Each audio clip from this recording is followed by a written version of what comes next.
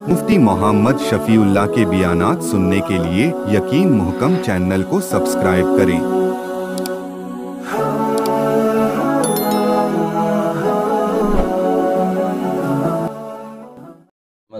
व नुसल्ली अला रसूलिहिल करीम, अम्मा बाद फ़अऊज़ु बिल्लाहि मिनश शैतानिर रजीम, बिस्मिल्लाहिर रहमानिर रहीम।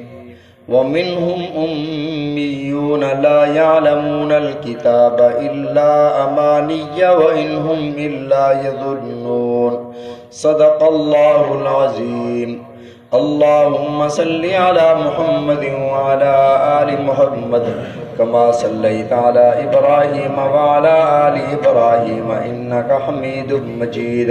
अल्लाहुम्मा बारिक अला मुहम्मद व अला आलि मुहम्मद कमा बारकता अला इब्राहीम व अला आलि इब्राहीम इन्नका हमीदुम मजीद।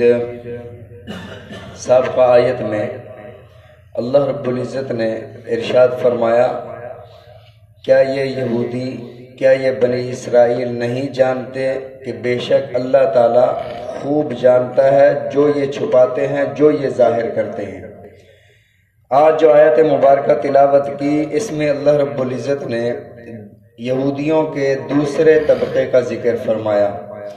एक तो वो तबक़ा, एक तो वो लोग जो आसमानी किताब के इल्म को जानते थे, युहर्रिफूनल कलिमा अम मवाज़िही, और अल्लाह की उस आसमानी किताब में तहरीफ और तब्दीली कर देते थे। ये उलमा थे, ये अल्लाह के बताए हुए रास्ते पर नहीं चलते थे, खुद भी गुमराह और लोगों भी गुमराह करते थे जानने के बावजूद। इनको अल्लाह रब्बुल इज़्ज़त ने इरशाद फरमाया, मसलुल लज़ीना हुम्मिलुत तौरात सुम्मा लम यहमिलूहा कमसलिल हिमारी यहमिलु अस्फारा। फरमाया कि बदअमल आलिम की मिसाल ऐसे है कि इन्होंने तौरात को उठा लिया, सुम्मा लम यहमिलूहा कमसलिल हिमारी यहमिलु अस्फारा, ये उस गधे की तरह है जिस गधे ने किताबों का बोझ उठाया हुआ हो। अस्फार का मतलब वो बड़ी बड़ी शुरूहात और किताबें, जिस तरह शायद आपको कहीं कभी किसी मदरसे में जाना हुआ हो, जो आखिरी साल होता है दौरा हदीस शरीफ का, आखिरी साल में उनका जो किताबों का साइज होता है, मेरे पास भी यहाँ रखी हुई हैं अलमारी में, तकरीबन इतनी बड़ी बड़ी किताबें होती हैं, जब खोलते हैं तो वो पूरी तिपाही भर जाती है। तो ऐसे बड़े बड़े साइज की किताबों को अस्फार कहा जाता है। वैसे तो किताब को किताब कहते हैं, एक चिट्ठी को, एक छोटी सी तहरीर को भी किताब कहा जाता है, लेकिन अस्फार कहते हैं बड़ी बड़ी किताबों को। तो फरमाया बड़ी बड़ी किताबें अगर गधे के ऊपर लाद दी जाएं तो गधे को नहीं पता होता कि मेरे ऊपर किताब रखी है या कोई बोझ रखा हुआ है। ये वो लोग थे। एक तो उन तबके का जिक्र फरमाया, दूसरा वो तबका जो किताब नहीं जानते थे, उनके पीछे चलते थे। वो इन्हें क्या कहते थे, वक़ालू लन यदखुलल जन्नत इल्ला मन कान हुदन औ नसारा, परेशान न हो, हम ही जन्नत में दाखिल होंगे। यहूदी कहते थे हम जन्नत में दाखिल होंगे, नसरानी कहते थे कि जन्नत हमारी है, हम जन्नत में दाखिल होंगे। नहनु अब्नाउल्लाहि व अहिब्बाउ, हम अल्लाह के पसंदीदा और महबूब हैं और हम अल्लाह के बेटे हैं। अल्लाह अपने बेटे को आग में डालती है? नहीं डालती, दुनिया में दस्तूर ही नहीं है। तो हम जब अल्लाह के बेटे हैं तो अल्लाह हमें जहन्नम में क्यों डालेंगे? तो जन्नत हमारे लिए है। अल्लाह ने फरमाया लैसा बिअमानिय्यकुम वला अमानिय्यि अहलिल किताब, ऐ मुसलमानों तुम्हें यहूद और नसारा की उम्मीदों की तरह झूठी उम्मीदें बर्बाद ना कर डालें, जैसे वो झूठी उम्मीदों में पड़ गए। आज की आयत मुबारका में उन लोगों का जिक्र है जो उम्मी थे, जो अनपढ़ थे, जो अपने अहबार के पीछे लगे हुए थे। जैसे वो कहते थे कि ये किताब में है, ये शरीयत है, बात अपनी होती, लिख देते, कहते कि ये आसमानी किताब में है और अल्लाह का हुक्म है, तो ये सारी कौम उन्हीं के पीछे चल पड़ती, दाएं बाएं ना देखती कि क्या हो रहा है, खुद भी नहीं देखते थे, बस उन्हीं के पीछे जा रहे हैं। वमिनहुम उम्मियूना, उम्मी किसे कहा जाता है? उम्मी कहते हैं अनपढ़ को, उम्म से है, यानी जैसे माँ से पैदा हुआ और उसको اس نے کسی سے پڑھا ہوا نہیں ہوتا، ان پڑھ ہوتا ہے، اس کو امی کہا جاتا ہے۔ سے ہے ام القرى، بستیوں کی ماں۔ سب سے پہلے اللہ رب العزت نے مکہ مکرمہ کو پیدا فرمایا، اس لیے اس کو ام القرى کہا جاتا تھا۔ بہرحال ایک ہی لفظ ہے جو یہود کے لیے باعث تنقیص تھا، امی ہے، ان پڑھ ہے، جاہل ہے، لیکن وہی لفظ اللہ رب العزت نے اپنے حبیب صلی اللہ علیہ وسلم کے لیے ارشاد فرما کر اسے شرف اور عزت بخش دی۔ وہ تو اللہ ہے نا، وہ تو رب ہے، اس کی قدرتیں اتنی زیادہ ہیں کہ ہماری فکر وہاں تک پہنچ نہیں سکتی۔ مثال دیتا ہوں، اللہ رب العزت نے حضرت موسیٰ علیہ السلام سے فرمایا وَمَا تِلْكَ بِيَمِينِكَ یا موسیٰ، موسیٰ تیرے ہاتھ میں کیا ہے؟ جواب کیا ہے؟ ہِيَ عَصَايَ، یہ عصا ہے، یہ لاٹھی ہے۔ بات ختم ہو گئی۔ جواب اتنا ہی بنتا تھا، ہِيَ عَصَايَ۔ پوچھا کیا ہے؟ جواب یہ لاٹھی ہے۔ میں آپ سے پوچھتا ہوں دن رات میں کتنی نمازیں فرض ہیں؟ آپ مجھے بتائیں 5۔ جواب مکمل ہوا۔ اگر آپ آگے بتاتے ہیں جی ایک فجر ہے، ایک ظہر ہے، ایک عصر ہے، ایک مغرب ہے، ایک عشاء ہے، اس میں فجر کی اتنی رکعت ہیں، ظہر کی اتنی، میں کہوں گا میں نے تو صرف پوچھا ہے کہ کتنی نمازیں ہیں، آپ بول رہے ہیں صرف 5۔ حضرت موسیٰ علیہ السلام سے اللہ نے پوچھا کہ موسیٰ تیرے ہاتھ میں کیا ہے؟ جواب تھا عصا ہے۔ بات مکمل ہو گئی۔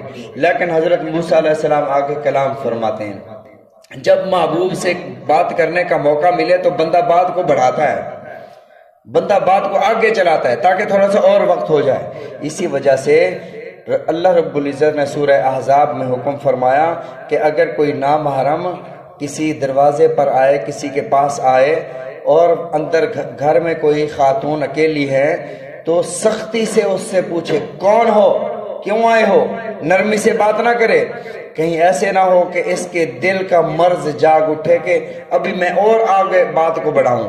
یہ آرام سے پوچھے جی کہاں سے آئے ہو، وہ کہتے جی کہاں گئے ہوئے ہیں، کس وقت آئیں گے، میں کتنی دیر انتظار، اب یہ آگے بات کو بڑھا رہا ہے۔ فرمایا کہ جب یہ سختی سے جواب پوچھے گی کہ کون ہو، نہیں ہے وہ یہاں، چلے جاؤ، جب سختی سے کہے گی تو اس کو بات کرنے کا آگے موقع ہی نہیں ملے گا۔ تو حضرت موسیٰ علیہ السلام اللہ کے کلیم تھے، محبوب تھے، تو حضرت موسیٰ علیہ السلام نے بات کو بڑھانا چاہا کہ اللہ نے موقع عطا فرمایا، اللہ مجھ سے کلام فرمانے میں بات کو بڑھاؤں۔ اب حضرت موسیٰ علیہ السلام نے آگے بات کو بڑھایا، فرمایا ہی عصایا، اللہ یہ عصا ہے، اتوکا علیہا، میں اس سے نہ ٹیک بھی لگاتا ہوں ایسے کر کے، واہش بہا علی غنمی، اپنی بکریوں کو بھی ہانکتا ہوں، ولی فیہا معارب اخری، اور بھی بہت سارے کام کر لیتا ہوں۔ اور یہ باتیں اللہ نے پوچھی نہیں تھی۔ اب اللہ رب العزت نے ارشاد فرمایا کہ یہ بندہ میرا نبی ہے، میرا کلیم ہے، یہ باتیں میں نے پوچھی نہیں ہیں، یہ بتا رہے ہیں اور نسبت میری طرف نہیں کرتے، اللہ اس لاٹھی میں تو نے فوائد رکھے ہیں، فرماتے ہیں کہ اس سے میں یہ فوائد حاصل کرتا ہوں۔ تو اللہ نے فرمایا کہ اے موسیٰ اس لاٹھی کو پھینک دو۔ حضرت موسیٰ علیہ السلام نے پھینکا تو وہ ایک بہت بڑا دوڑنے والا اژدہا بن گیا۔ جب اژدہا بنا اللہ نے فرمایا خذھا، پکڑ لو۔ اب حضرت موسیٰ علیہ السلام اپنے ہاتھ کو کپڑا باندھ کر پکڑ رہے ہیں، یہ تو اژدہا ہے، یہ ڈس نہ لے، یہ کاٹ نہ لے۔ اللہ نے فرمایا ولا تخف، ڈرنا نہیں ہے۔ اللہ یہ کوئی شوبدہ نہیں تھا، یہ کوئی جادوگری نہیں تھی، اللہ اسے دکھا نہیں رہتے، وہ تھے تو حضرت موسیٰ اور اللہ، اور تو کوئی نہیں تھا۔ یہ تو نہیں تھا کہ کوئی کافر دیکھ رہے تھے، اللہ انہیں دکھا رہے تھے اپنی قدرت، حضرت موسیٰ تھے، صرف اللہ تھے۔ اللہ موسیٰ علیہ السلام کو بتانا چاہتے تھے موسیٰ جس لاٹھی میں تو اتنے فوائد گنوا رہا تھا نا اور اتنے منافع بتا رہا تھا، وہ منافع بھی میں نے رکھے تھے، آج تو ڈر رہا ہے تو اس میں نقصان بھی میں نے رکھ دیا ہے۔ لاٹھی تو وہی ہے، نقصان بھی اللہ نے اسی میں رکھا، فوائد اور منافع بھی اللہ نے اسی میں رکھے۔ پھر وہی لاٹھی تھی، حضرت موسیٰ علیہ السلام نے اس لاٹھی کو مارا تو 12 چشمے پھوٹ پڑے، لاٹھی وہی تھی، وہاں فائدہ دے رہی ہے، یہاں ڈر لگ رہا ہے اسی لاٹھی سے۔ نفع اور نقصان رب کے ساتھ وابستہ ہے، رب چاہے تو اسی لاٹھی کو نقصان دہ بنا دے، رب چاہے تو اسی لاٹھی سے فوائد دکھا دے، تو اللہ چاہے تو لفظ وہی ہے، امی، لفظ وہی ہے، امیین، جس سے یہودیوں کی تنقیص ظاہر ہو رہی ہے اور میرے آقا علیہ الصلوۃ والسلام کا شرف ظاہر ہو رہا ہے، لفظ وہی ہے۔ فرمایا میرا نبی امی کیسے ہے؟ وہ اس دھرتی پر پیدا ہوئے جہاں پر کوئی مدرسہ، کوئی یونیورسٹی نہیں ہے، وہاں پر کوئی استاد نہیں، وہاں پر کوئی کتابیں نہیں ہیں، وہاں پر کوئی تعلیم کا ماحول نہیں ہے۔ ابو بکر صدیق رضی اللہ تعالیٰ عنہ فرماتے ہیں میرے آقا علیہ الصلوۃ والسلام جب کلام فرماتے تھے بعض عربی کے الفاظ ایسے بھی ہوتے جو میں عرب ہونے کے باوجود مجھے سمجھ نہیں آتے۔ یا رسول اللہ یہ الفاظ آپ بولتے ہیں ہمیں سمجھ نہیں آتے۔ آپ نے فرمایا کہ اللہ نے مجھے جوامع الکلم عطا فرمائے، اور میں مکہ کی دھرتی میں پیدا ہوا، میں بنو ہاشم میں پیدا ہوا، میری تربیت بنو سعد میں ہوئی ہے، اللہ نے مجھے جوامع الکلم عطا فرمائے ہیں اور فصاحت و بلاغت کا شاہکار بنایا ہوا ہے، تمہیں کیسے سمجھ آئیں ایسے الفاظ؟ تو رسول اللہ صلی اللہ علیہ وسلم کسی مدرسے میں پڑھنے نہیں گئے ہیں، کسی استاد کے پاس بیٹھے نہیں ہیں، لیکن علوم کے سر چشمے یہاں سے شروع ہو رہے ہیں۔ انما انا بعثتکم معلما، وہ کسی کے پاس پڑھنے نہیں گئے لیکن ساری کائنات کے معلم بن کر آئے، علم حاصل نہیں کرنے گئے کسی کے پاس۔ اوتیت العلم الاولین والآخرین، اولین اور آخرین کا علم عطا کر دیا گیا۔ فرمایا کہ جبریل علیہ السلام بھی رسول اللہ صلی اللہ علیہ وسلم کی خدمت میں حاضر ہوتے تو بطور خادم کے حاضر ہوتے، کہ بطور استاد حاضر نہیں ہوتے تھے۔ استاد جب کلاس میں جاتا ہے تو سارے شاگرد کھڑے ہو جاتے ہیں، استاد کو اندر اجازت لے کر نہیں جانا پڑتا، لیکن جبریل علیہ السلام جب رسول اللہ صلی اللہ علیہ وسلم کی خدمت میں حاضر ہوتے تو اجازت لے کر اندر حاضر ہوتے تھے، بغیر اجازت ایسے نہیں آ جاتے تھے۔ جبریل علیہ السلام اللہ کا صرف پیغام رسول اللہ صلی اللہ علیہ وسلم تک پہنچاتے تھے۔ مصطفیٰ ہرگز نہ گفتے تا نہ گفتے جبرائیل، مصطفیٰ ہرگز نہ گفتے تا نہ گفتے جبرائیل، جبرائیل ہم نہ گفتے ہرگز نہ گفتے تا نہ گفتے کردگار۔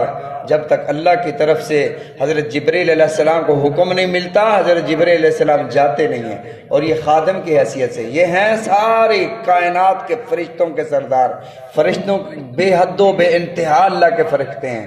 ایک کتاب ہے فرشتوں کی دنیا، اردو میں ہے، اس میں آپ اندازہ لگائیں، آپ حیران ہو جائیں گے کہ فرشتوں کی کیا کیا حالات لکھے ہوئے ہیں۔ تو یہ سارے فرشتوں کے سردار ہیں، کسی فرشتے کے 4 پر ہیں، کسی کے 10 پر ہیں، کسی کے 100 پر ہیں، اور حضرت جبرائیل علیہ السلام کے 600 پر ہیں۔ رسول اللہ صلی اللہ علیہ وسلم نے ارشاد فرمایا کہ میں نے جبرائیل علیہ السلام کو ان کی اصلی شکل میں جب دیکھا تو ان کے قدم زمین پر تھے، ان کا سر آسمانوں کو لگ رہا تھا، جب انہوں نے پر پھیلائے تو مشرق و مغرب کو ڈھانپ لیا۔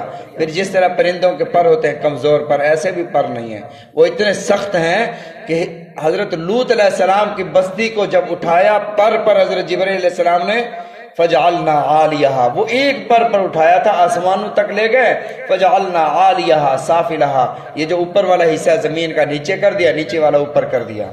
یعنی اتنے طاقتور، اتنے تیز اڑنے والے اور اتنے طاقتور جن کی طاقت کی گواہی اللہ نے قرآن میں دی، ذی قوت عند ذی العرش مکین، تمام فرشتوں سے زیادہ طاقتور، وہ فرشتوں کے سردار رسول اللہ صلی اللہ علیہ وسلم کے میرے آقا کے غلام اور خادم بن کر حاضر ہوتے ہیں، اللہ کا پیغام پہنچاتے ہیں۔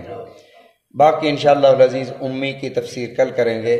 اللہ تعالی ہم سب کو عمل کرنے کی توفیق عطا فرمائے، رسول اللہ صلی اللہ علیہ وسلم کے فرامین سمجھنے کی، عمل کرنے کی توفیق عطا فرمائے۔